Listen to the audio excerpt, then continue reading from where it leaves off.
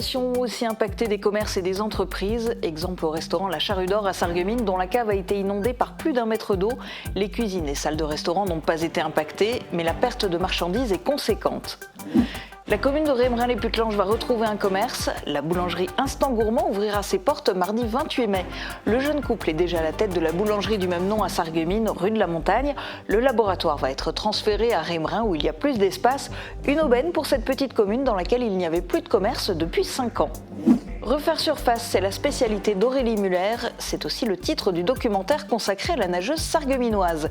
Réalisé par Arnaud Caël et Patrick Muller, il a été projeté au Cinéma Forum. Il retrace son parcours à travers de nombreux témoignages. Une course de 4 km, mais parsemée de 18 obstacles, c'est un peu le parcours du combattant qui était proposé à 440 collégiens et lycéens de Moselle-Est par le 16e bataillon de chasseurs à pied. Chaque groupe de 10 élèves était encadré par un militaire de beach. Pour les écoliers de la Casque, c'était l'heure des récompenses. Plus de 700 élèves issus de 26 écoles ont participé cette année au Grand Cross des écoliers. Une cérémonie de remise de prix a été organisée en leur honneur au château de la communauté d'Agloux. Bienvenue sur Mosaïque Cristal. Après l'actu, on s'intéressera à la communion. À Sarreguemines, 70 enfants vont communier pour la première fois en ce mois de mai. C'est l'aboutissement d'un parcours religieux qui s'inscrit sur une année complète d'engagement. Vous découvrirez ce cheminement tout à l'heure. Les sinistrés se demandent sans doute à quel saint se vouer. Beaucoup de commerces et de restaurants à Sarreguemines ont été touchés durant les récentes inondations. Exemple à la Charrue d'Or, située à côté de la Sarre, rue Poincaré. La cave de l'établissement était sous plus d'1 mètre d'eau. L'heure est au nettoyage et à l'évaluation des dégâts. Reportage de Thibaut Desmerlet. Les portes et les murs ont encore les marques de la montée des eaux. Pour Marc Florch et Sacha Baumann, c'est à l'heure de constater les dégâts provoqués par les inondations dans la cave. Le niveau est monté jusqu'à 1,30 m par endroit. Les chaises, les tables, même les congélateurs pleins de marchandises flottaient. Donc on marchait difficilement dans l'eau, c'était déjà compliqué, donc il fallait pousser le matériel qui nous embêtait.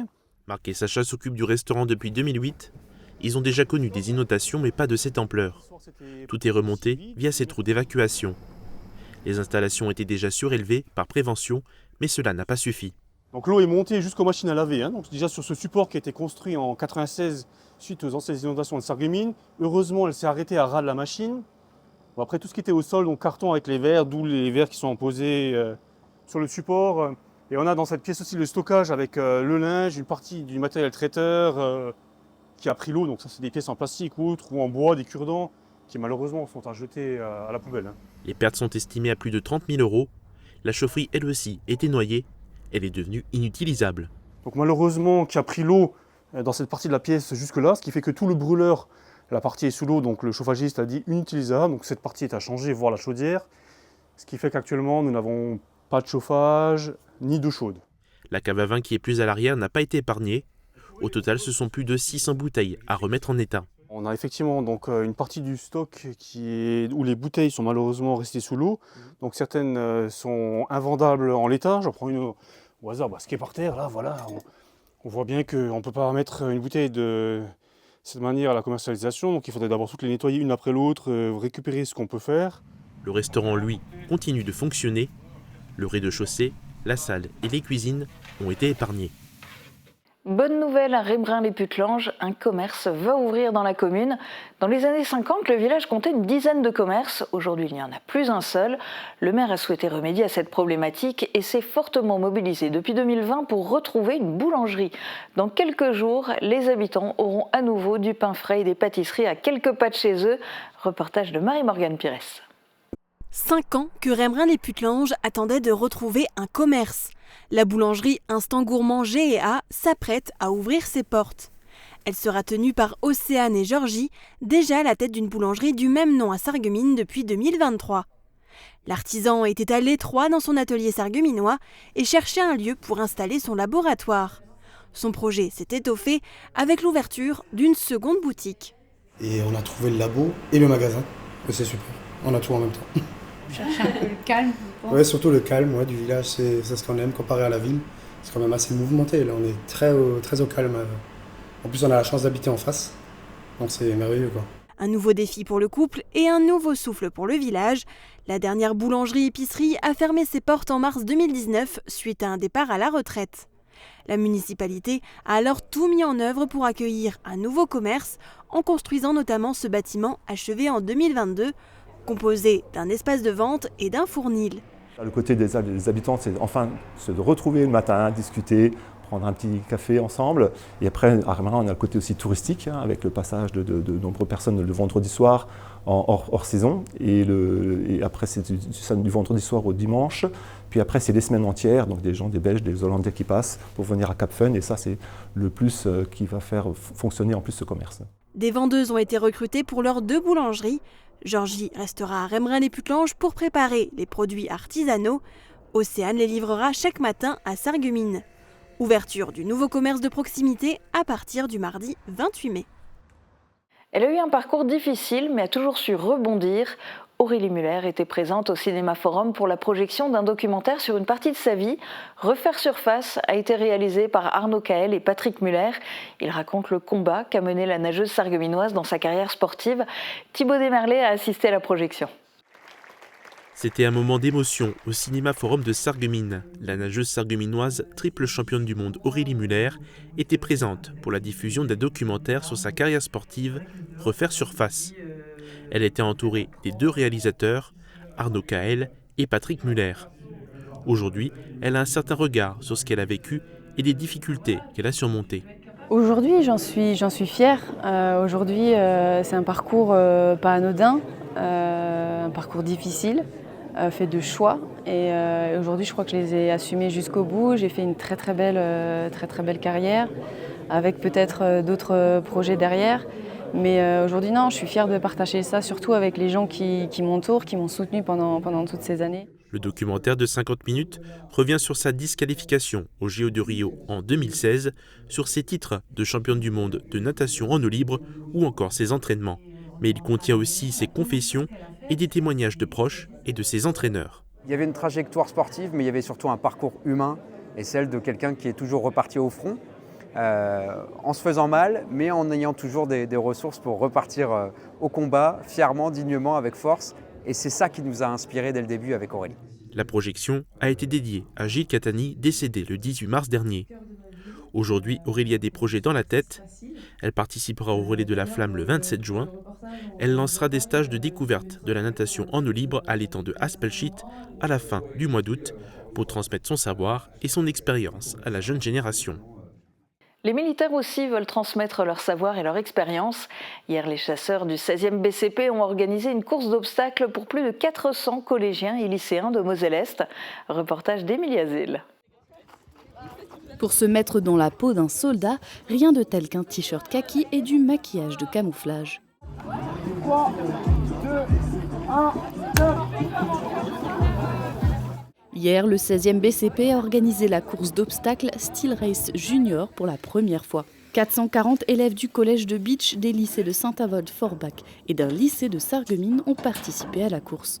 Alors du coup, le but de réaliser cette activité, c'est pour le lien armée-nation déjà dans un premier temps, et surtout le but c'est un challenge terre-jeunesse voulu par le chef d'état-major de l'armée de terre, en lien avec les Jeux Olympiques de Paris, et également pour nos blessés, parce que quand ils vont parcourir ce fameux parcours d'obstacles, ils vont avoir un peu de sueur, un peu de larmes, j'espère très peu de sang, mais donc du coup ça va aussi leur rappeler le sacrifice que fait chaque militaire pour défendre la nation. Voilà. Donc donner un peu d'effort pour soutenir les blessés. Le challenge Terre Jeunesse est une opération qui veut que les militaires et les jeunes se rencontrent pour partager une activité. Les élèves ont parcouru 4 km et passé 18 obstacles, en groupe de 10 avec un militaire accompagnateur. Il y a eu des moments difficiles, oui, et il y a eu aussi beaucoup de moments de rigolade et de joie. C'était trop bien. Bon, il y a eu des moments où c'était dur, surtout le genre de grillage où il fallait monter. Et ça a vraiment bien renforcé la cohésion d'équipe parce qu'on était tous, on formait que un quoi. Alors je trouve que c'était bien, c'était un peu difficile par moments, mais le fait qu'on était tous ensemble, ça fait un esprit de cohésion. Et je trouve que c'est bien aussi l'esprit de cohésion, ça change un peu que d'habitude. Et on s'est tous entraînés et ça je trouve c'est joli.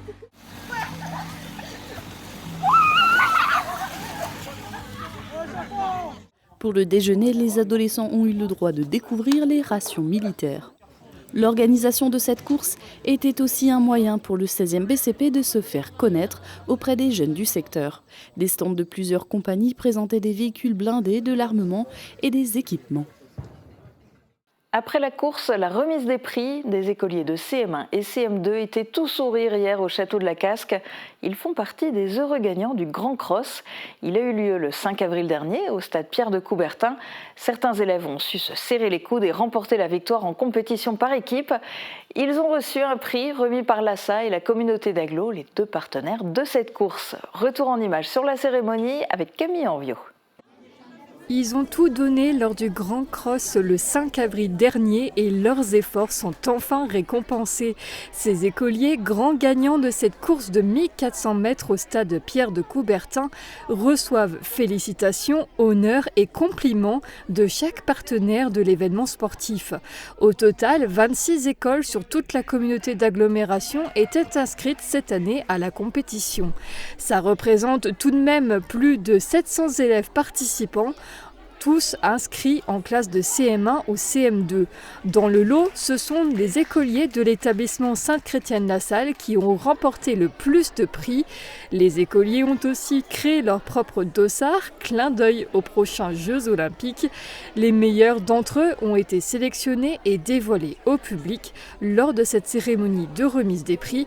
Elle a eu lieu en présence de l'ASSA et de l'agglomération représentée ici par Siona Crescenelli-Frébeuf.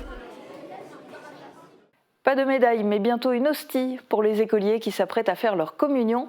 Vous allez découvrir leur parcours spirituel dans un instant, juste après les prévisions de Météo France pour demain. Couverture et zinguerie, une toiture Moder Habitat apporte sécurité, protection et pérennité par tous les temps.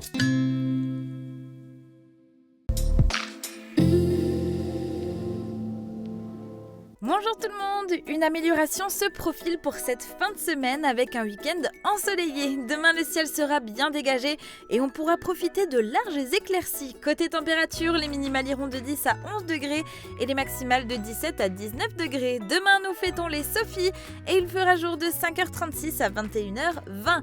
Passez tous une belle journée et un excellent week-end. Le mois de mai est celui des communions, une tradition moins suivie que par le passé, mais qui perdure. Cette année, à Sarreguemines, 70 enfants catholiques ont effectué le chemin qui les a menés vers leur première communion. Un parcours bien rempli, ponctué de messes, de temps communs, de journées spéciales. Tout au long de l'année, Guillaume Dumonteil les a suivis lors de différents moments clés.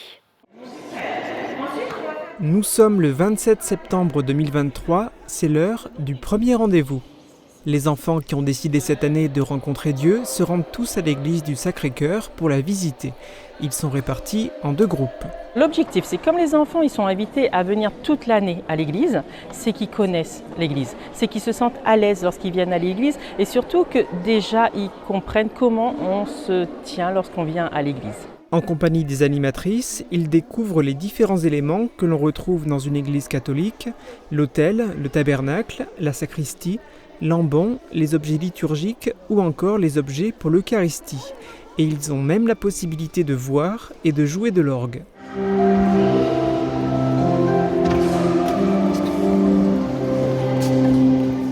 Les enfants qui préparent leur communion cette année n'ont pas tous la même motivation au départ. Ma cousine aussi, elle l'a fait et toute ma famille presque a fait la communion, alors j'aimerais aussi la faire. Ma famille l'a fait, ma cousine, elle l'a fait, elle est enfant de cœur et ma mamie, elle fait de la chorale et on croit en Dieu et en Jésus. J'aime les chrétiens et j'aime Jésus aussi et je crois en Dieu. Moi, au début, je voulais pas, mais après, quand on m'a dit qu'il y aurait une fête et que je pourrais voir mes cousins, cousines et mes papis, mamies, j'ai dit oui. Et il a signé, il s'est engagé à suivre les différentes étapes qui mèneront ses enfants jusqu'à la célébration de leur première communion.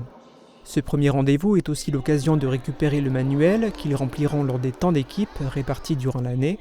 70 enfants commencent ainsi le parcours qui les mènera vers leur première communion. un effectif qui reste important. Ici, dans l'Est mosellan et à Sarreguemines, on a encore un certain nombre de familles qui demandent cela pour leurs enfants et qui accompagnent leurs enfants. Et des fois, c'est les enfants eux-mêmes qui demandent à faire leur première communion, même si les parents ne sont pas toujours très pratiquants. Mais on peut dire qu'il y a encore une belle pratique religieuse. Il y a 70 enfants sur Sarreguemines qui font leur première communion, 20 sur la vallée de la Blise. Ça fait quand même encore un beau groupe. On voudrait qu'il y en ait plus, mais voilà, l'important c'est qu'ils le vivent en vérité. Néanmoins, ce nombre d'enfants est en baisse par rapport au passé. Il doit y avoir 2 fois moins d'enfants qui préparent leur communion cette année, en comparaison aux effectifs d'il y a 10-15 ans. Dans le cadre de la préparation à la communion, les enfants sont accompagnés par des parents animateurs. Dans l'année, ils effectuent avec eux 14 temps d'équipe. Les enfants sont répartis en petits groupes. Ce jour-là, place au second temps d'équipe pour 5 d'entre eux. Alors, est-ce que vous savez ce que ça va être le thème du jour, les enfants ? Eh bien, aujourd'hui, on va parler du baptême. Qu'est-ce qui s'est passé quand vous avez été baptisés ? Jean-Nicolas ? Il t'a fait le signe de la croix sur le front. C'est une bonne réponse. Lors de ce temps d'équipe, il n'y a pas d'hostie, mais des cookies. Les enfants sont invités à analyser les textes et les images. Ils sont aussi invités à réfléchir par eux-mêmes, comme dans cet extrait où ils doivent imaginer la suite d'une prière. Merci Seigneur pour ton amour de Père. Merci Seigneur de m'avoir donné à manger et à boire. Merci Seigneur de m'avoir donné une famille. Merci Seigneur de m'avoir donné la vie. Merci Seigneur de m'avoir donné une sœur. Merci Seigneur de m'avoir donné une maison. Les enfants s'investissent, les parents animateurs aussi. Oui, ça prend du temps. C'est quand même une formation parent-animateur de à peu près 2 heures une fois par mois. Et après, c'est un temps commun qui a lieu en 2 fois, chaque fois 1 heure. Donc oui, ça prend un peu de temps, surtout qu'il faut préparer les cours, préparer son cours avant que les enfants arrivent à la maison. Mais on est un petit peu aidé par les dames. Les animatrices laïques et les accompagnateurs bénévoles qui, eux, chaque année prennent de leur temps pour effectuer avec les enfants le chemin qui les mènera vers leur messe de première communion. On les retrouve notamment lors de la journée du pardon qui se déroule à mi-parcours. Jésus est allé vers Chita et il a pardonné les péchés. À ses amis, les apôtres, les disciples, il leur a dit de faire la même chose. Allez, pardonnez les péchés au nom de Jésus, au nom du Père, du Fils et du Saint-Esprit. Donc, comme Jésus, le prêtre va vous pardonner au nom de Jésus. Il a reçu cette mission de vous écouter et de nous donner le pardon de Jésus. Lorsqu'ils ont préparé cette journée du pardon, les enfants ont noté sur un bout de papier les actions négatives qu'ils ont réalisées et qui peuvent être considérées comme des péchés. À une personne seulement, ils vont divulguer ce secret, le prêtre qui est venu les écouter. Jamais, jamais, jamais, il ne va répéter ce que vous allez lui dire. Lui dire que votre péché, c'est pouvoir vous réconcilier avec Dieu. Et ça va vous faire du bien de lâcher un petit peu tous les péchés, toutes ces petites choses-là qui peuvent vous embêter chaque jour. Cette journée du pardon est un moment important dans le parcours emprunté par les enfants et qui les mènera vers la messe de première communion. Dans le sens où elle prépare les enfants à recevoir la communion avec un cœur apaisé, un cœur en conformité avec ce que Jésus nous enseigne. Ce sacrement de réconciliation permet aux enfants de prendre conscience de ce qu'ils font comme péché, ce qui n'est pas bien, pour ainsi prendre le chemin de bonnes actions. Et on se sent mieux quand on a délivré son cœur et sa conscience en avouant les actions négatives qu'on a commises. Je me sens bien, j'ai le cœur léger d'avoir dit tous mes péchés et c'était un bon moment.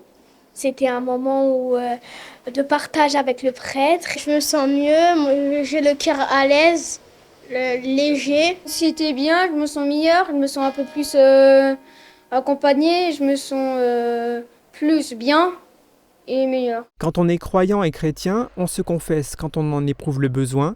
En ce qui concerne ces enfants, ils ne peuvent pas recevoir la communion s'ils ont le cœur rempli de péché. C'est une manière justement de préparer les enfants à avoir une disposition qui leur permet de recevoir la grâce de Dieu dans l'hostie qu'ils recevront. Durant tout le parcours qui mène à la première communion, les enfants sont aussi tenus de participer à des temps communs et d'assister à des messes tout au long de l'année.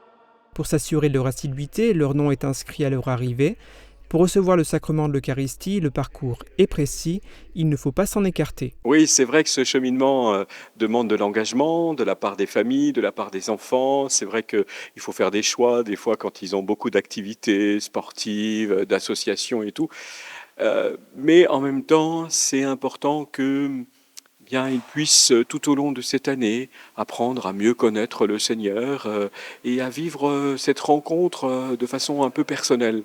Parce que c'est ça la première communion, c'est un chemin personnel, chemin de foi où ils apprennent à découvrir le Seigneur. Au mois de mai, c'est enfin le grand jour, la messe de première communion. Aujourd'hui à l'église de Velferdin, ils seront 6 à pouvoir recevoir l'hostie pour la première fois. C'est vraiment Jésus. C'est lui qui vous accueille. C'est lui qui vient ce soir de façon particulière dans votre vie, dans votre cœur. On va faire qu'un seul corps, c'est-à-dire qu'on va faire une unité, une communion. Et la communion, c'est quoi? C'est s'aimer les uns les autres.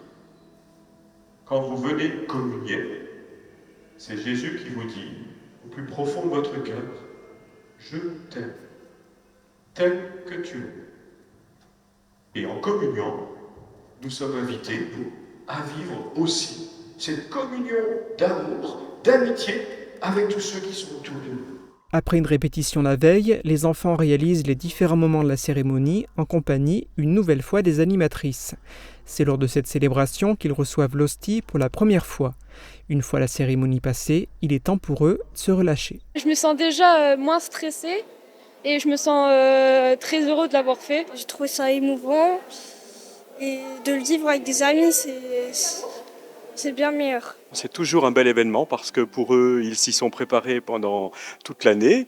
Et puis, voilà, le jour arrive et ils le vivent toujours avec beaucoup d'intensité. Et ça, c'est vraiment, ça fait chaud au cœur, de les voir vivre cette étape de la première communion, pas seulement comme une fête, mais comme quelque chose de très personnel. Le parcours est long, il a sans doute permis à ces enfants d'avoir des enseignements et des souvenirs pour la vie. Des fois, aller à quelques messes, c'était énervant, mais sinon j'ai très bien vécu. J'ai passé de bons moments avec mes parents et avec mes amis. J'ai appris plein de choses sur le Seigneur, j'ai appris à le connaître. J'ai appris à aimer, j'ai appris à connaître Jésus, à connaître Dieu, à les recevoir. Alors, je me sens bien d'avoir passé l'étape de faire la communion. Le souhait de l'abbé est de continuer de voir ses enfants assister à des messes. Oui, bien sûr. Moi, je les invite. Après, c'est eux avec leurs parents qui ont des choix à faire, bien sûr, pour continuer à vivre cette foi. Mais je sais que de toute façon, tout au long de cette année et à travers cette célébration, le Seigneur a fait quelque chose dans leur cœur. Donc, je ne me fais pas trop de soucis. Et dites-vous maintenant que Jésus veut se faire votre ami. Ça veut dire que il n'attend qu'une chose, c'est que vous passiez du temps avec lui. Comment on passe du temps avec Jésus? En priant, tout à fait. En venant à la messe? En venant à la messe aussi. Mais encore. Ouais. En lisant la Bible, absolument. Ouais. En faisant le signe de croix. Les enfants qui le souhaitent pourront encore continuer de grandir dans leur foi en passant la confirmation.